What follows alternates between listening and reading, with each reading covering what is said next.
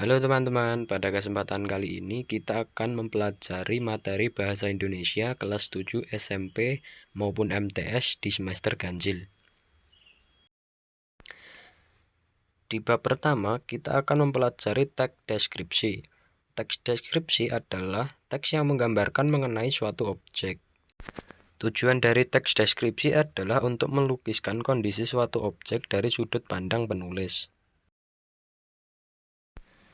Struktur teks deskripsi. Yang pertama, identifikasi. Identifikasi ini berisi nama objek, lokasi, dan gambaran umum dari objek yang akan dideskripsikan. Yang kedua, ada deskripsi bagian. Deskripsi bagian ini berisi rincian dari objek yang akan dideskripsikan. Pada bagian ini, objek digambarkan secara rinci. Dan yang ketiga, ada penutup atau simpulan. Penutup berisi kesan umum yang isinya pandangan subjektif penulis mengenai objek yang dideskripsikan.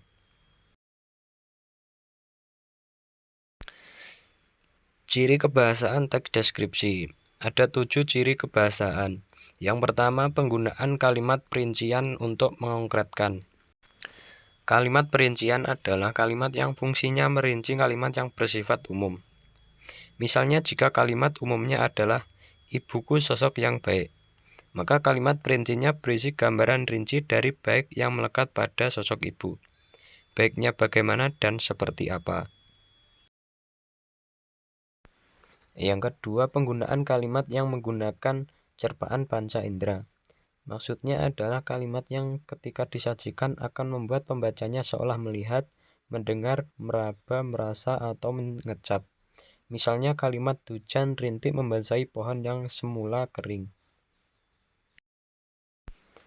Yang ketiga, penggunaan kata berimbuan. Kata berimbuan adalah kata yang memiliki imbuan. Misalnya memakan, melihat, menyayangi, dan sebagainya. Yang keempat, penggunaan sinonim. Sinonim adalah kata yang memiliki makna sama. Misalnya kata indah dengan elok, memukau dengan mengagumkan, dan sebagainya. Yang kelima, penggunaan kata depan. Kata depan adalah kata yang biasanya menyertai kata dasar dan posisinya ada di depannya. Misalnya di, ke, pada, kepada, dan dari. Yang keenam, penggunaan kata khusus. Kata khusus yakni lawan dari kata umum. Misalnya jika kata umumnya hewan, maka kata khususnya monyet, marmut, cebong, dan sebagainya. Dan yang ketujuh, penggunaan majas. Majas adalah gaya bahasa yang digunakan untuk memberi efek tertentu. Majas banyak macamnya seperti personifikasi dan hiperbola. Bab kedua. Di bab kedua ini kita akan mempelajari teks cerita fantasi.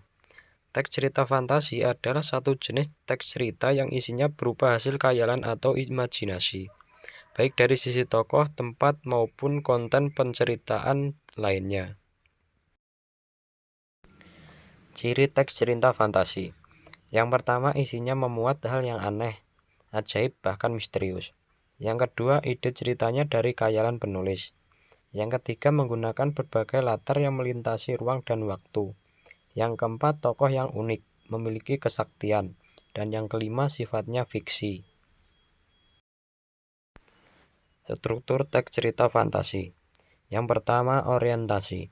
Bagian pengenalan latar dan tokoh yang diceritakan. Yang kedua, komplikasi. Berisi masalah yang dialami oleh para tokoh dalam cerita. Dan yang ketiga, resolusi. Berisi penyelesaian masalah yang dialami para tokoh dalam cerita. Bab 3. Di bab ketiga kita akan mempelajari teks prosedur. Teks prosedur adalah teks yang berisi tahapan, cara, atau langkah-langkah dalam melaksanakan suatu kegiatan. Dalam khazanah penulisan populer, teks ini sering disebut juga teks how to. Struktur teks prosedur cara membuat. Yang pertama, tujuan. Berisi pembukaan teks yang berupa tujuan pemilihan hal atau topik yang akan dibahas, seperti tahap, cara, atau langkah kegiatannya. Yang kedua, bahan dan alat. yang berisi rincian bahan dan alat yang digunakan untuk proses melakukan suatu kegiatan.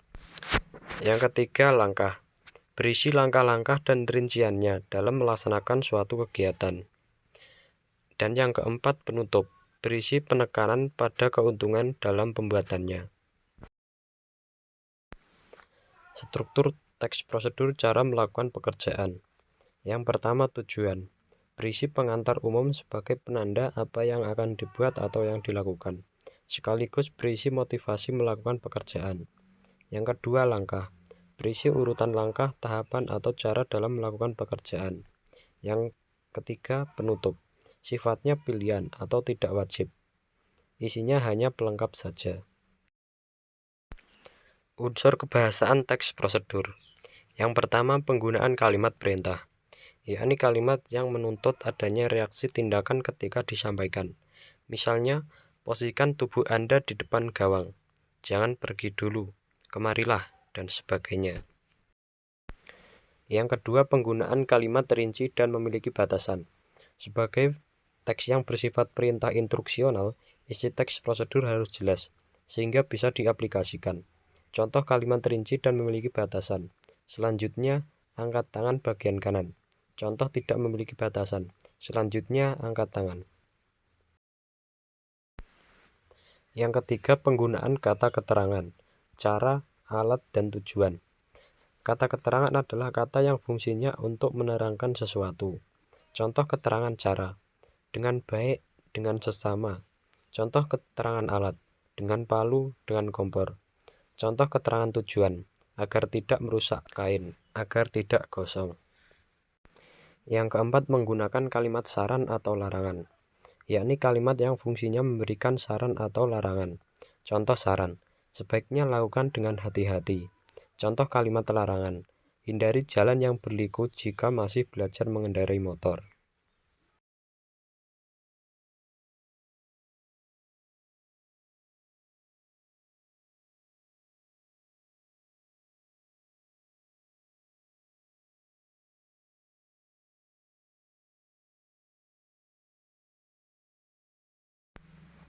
Yang kelima, penggunaan imbuhan akhiran i, kan, dan lah.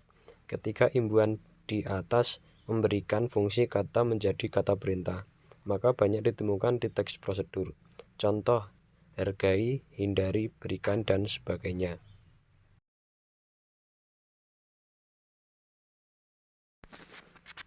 Bab 4. Pada bab 4 ini kita akan mempelajari teks laporan hasil observasi. Teks laporan hasil observasi adalah teks yang berisi hasil pengamatan terhadap suatu objek dengan seksama. Struktur teks laporan hasil observasi. Yang pertama, pernyataan umum atau definisi umum. Berisi definisi atau informasi umum mengenai objek yang akan dibahas oleh dalam teks. Yang kedua, deskripsi bagian. Deskripsi bagian berisi perincian dari hal-hal yang terdapat pada objek yang diamati. Dan yang ketiga, simpulan. Berisi ringkasan umum dari hal yang dilaporkan. Ciri kebahasaan teks laporan hasil observasi. Yang pertama, menggunakan kata istilah, yakni kata yang penggunaannya ada pada bidang-bidang tertentu. Contohnya erosi, delta, ekosistem, reset, diagnosa, dan lain-lain. Yang kedua, menggunakan imbuhan asing. Imbuhan asing adalah kata imbuhan yang diserap dari bahasa asing. Misalnya imbuhan anti, bi, di, ekstra, hiper, in, ifra, si, iva, dan sebagainya. Contohnya kata berimbuhan asing, anti klimaks, bilateral, dehidrasi, dan sebagainya. Bab kelima. Pada bab kelima kita akan mempelajari puisi rakyat. Puisi rakyat adalah puisi lama yang memiliki akar sejarah dalam khazanah kehidupan rakyat Indonesia di masa lalu. Puisi ini identik dengan kandungan nilai dan muatannya yang bagus untuk disampaikan. Puisi yang termasuk puisi rakyat adalah puisi gurindam dan pantun. Perbedaan syair, pantun, dan gurindam. Ciri-ciri syair. Yang pertama, syair berisi 4 baris. Yang kedua, setiap barisnya terdiri dari 8-14 kata. Yang ketiga, bersajaa. Yang keempat, semua baris adalah isi. Dan yang kelima adalah bahasa biasanya berupa bahasa kiasan. Ciri-ciri pantun. Yang pertama, pantun berisi 4 baris. Yang kedua, setiap barisnya terdiri dari 8-14 suku kata.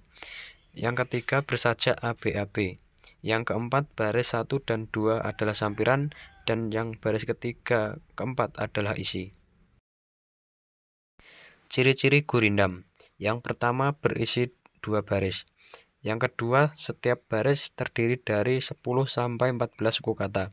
Yang ketiga, setiap baris memiliki rima yang sama. Yang keempat, merupakan kesatuan utuh. Yang kelima, baris pertama berisi soal, masalah, atau perjanjian. Yang keenam, baris kedua berisi jawaban, akibat, atau masalah. Yang ketujuh, isinya biasanya berupa nasihat atau filosofi hidup. Ciri kebahasaan teks puisi rakyat. Yang pertama, penggunaan kalimat perintah. Kalimat yang isinya bermaksud memberi perintah. Contohnya, buanglah sampah pada tempatnya.